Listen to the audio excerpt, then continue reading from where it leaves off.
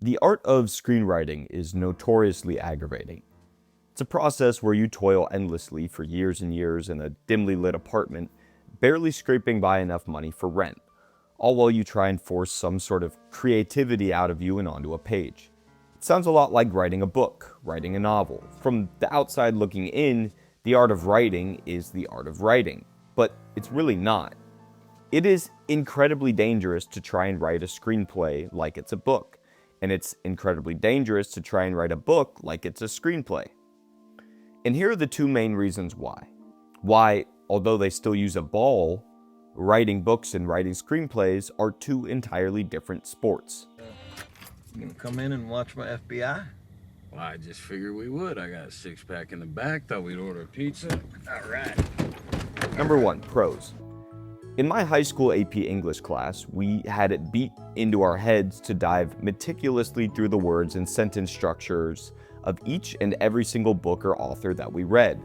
It's basically a surefire way to rip away the floweriness of prose and understand it on a purely technical level. What the words and the placement of each of the words are accomplishing and why the author is doing that. Most of the time, prose is rhythm/expectation or a subversion of rhythm or expectation.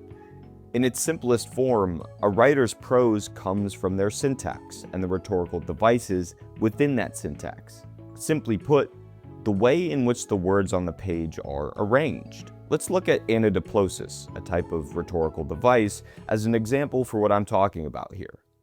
This line from Star Wars, "Fear leads to anger. Anger leads to hate. Hate leads to suffering," is a perfect example of what anadiplosis is, and why novel writing and screenwriting should be kept separate. Anadiplosis is where the word or phrase that ends one clause or sentence is repeated at or near the beginning of the next. Fear, anger, anger, hate, hate, suffering. And this is great syntax, but terrible dialogue for anyone else but Master Yoda.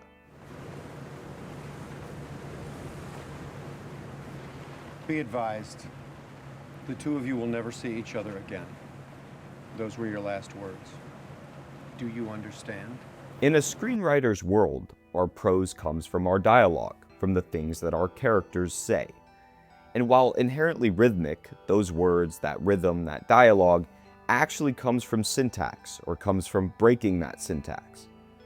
A lot of the worst dialogue I've heard has great syntax and sentence structure to it, but it's bad because the writer is trying to write prose, not a person. We don't talk in prose, but we do talk in syntax, and when we do, we often break it. Dialogue is about setting up syntax, setting up prose, and breaking it. If you break prose in a book, you are an amateur. If you break prose in a movie, you are PTA. And that's exactly why leaning on the muscles of writing a novel or writing a book when you're trying to write the dialogue of a character is one of the worst possible things that you can do. If you write your dialogue as prose, you are intentionally manipulating the words on the page before a character can even speak them. You are forcing rhetorical devices into sentiments and thoughts that were never meant to have them. There's a big snake in the plane, Jock! Oh, that's just my pet snake, Reggie! I hate snakes, Jock! I hate them! Let your character speak first, and then find the rhetorical devices behind it.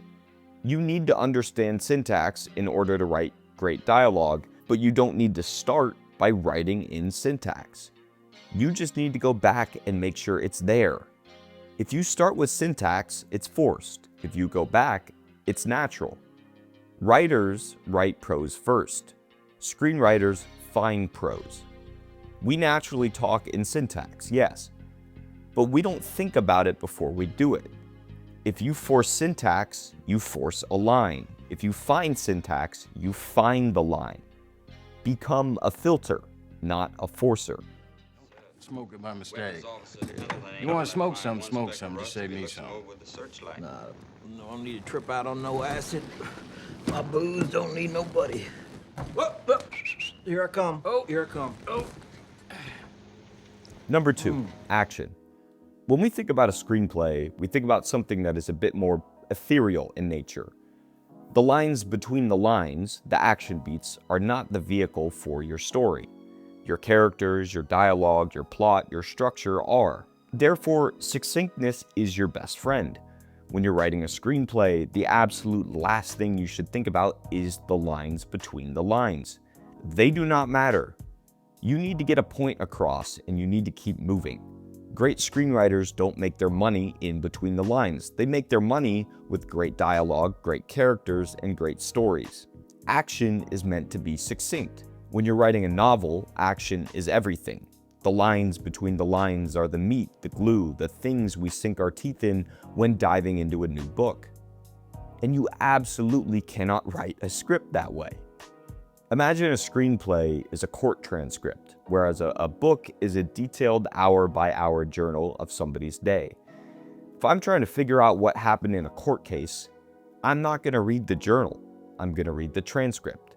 And if someone writes the transcript like it's a journal, I'm just not going to read that. Nobody will. Half the battle in Hollywood is getting your script read, the whole script. Don't try to be an author, be a screenwriter, and go write some awesome scripts.